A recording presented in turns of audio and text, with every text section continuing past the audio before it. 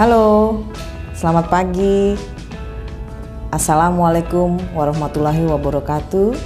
Shalom, salam sejahtera.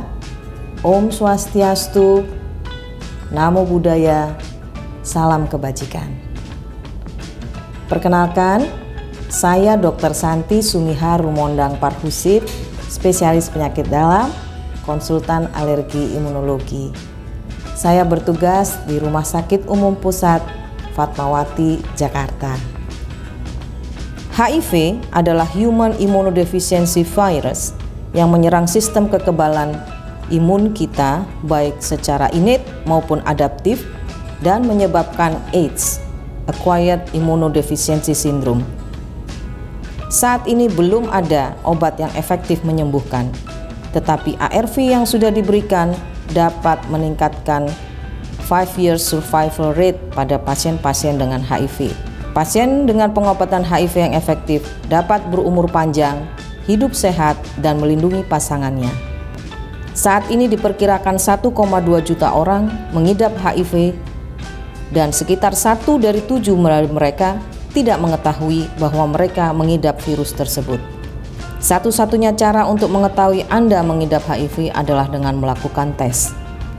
Penemuan kasus pada Januari sampai Maret 2021 yang terbaru adalah sebesar 7.650 orang dari 810.846 yang dites HIV dan sebanyak 662 ODA yang mendapatkan terapi. ODA yang ditemukan pada Januari sampai Maret 2021 adalah kelompok umur 29 sampai 49 tahun yaitu 71%, dengan umur 30 sampai 39 tahun sebesar 29%, diikuti kelompok usia 20 sampai 24 tahun sebesar 16,3% dan lebih 50 tahun sebesar 7,9%. Hal ini rasio laki-laki lebih banyak daripada perempuan yaitu 5:3. Dan berdasarkan faktor risiko maka pada homoseksual didapatkan 27,2%, heteroseksual 13%, dan penggunaan jarum suntik sebesar 0,5%. Berdasarkan kelompok populasi, ibu hamil 20%, KSK 26,3%, penasun 0,5%, dan pada pasien TB 11,5%.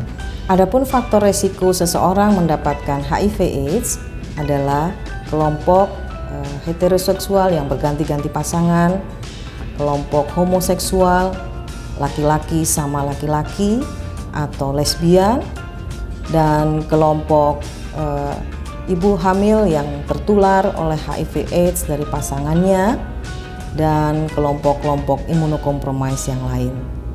Adapun stadium dari HIV/AIDS ada 4, di mana stadium 1 itu biasanya asimptomatik atau tidak didapatkan gejala, tetapi jika ada gejala oleh karena imun sistem yang terlalu rendah, maka dapat dirasakan adanya pembengkakan kelenjar dimanapun di seluruh tubuh kita, baik di ketiak, di leher, ataupun di tempat-tempat lain.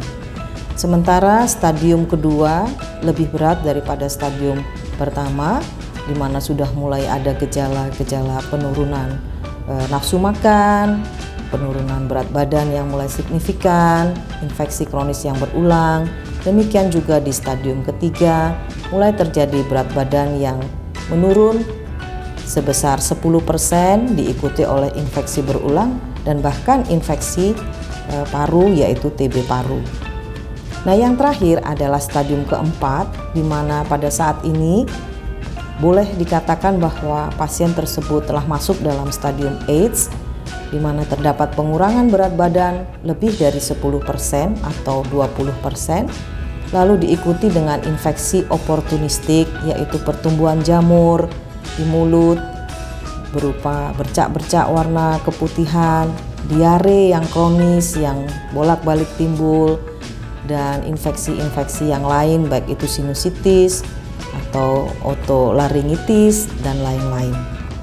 Orang-orang dengan gejala-gejala yang telah saya sebutkan tadi, silahkan datang ke Rumah Sakit Umum Pusat Fatmawati setiap hari pada jam kerja ke Poliklinik Penyakit Dalam. Kami siap untuk menangani Bapak Ibu sekalian. kami memiliki klinik Wijaya Kusuma yang secara komprehensif akan menata laksana Bapak Ibu sekalian yang curiga terhadap adanya tanda-tanda HIV/AIDS. HIV/AIDS tidak menular melalui jabat tangan atau berpelukan.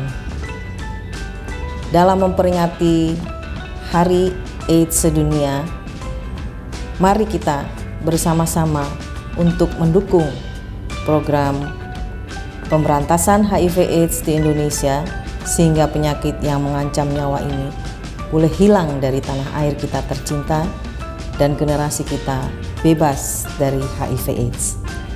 Salam sehat.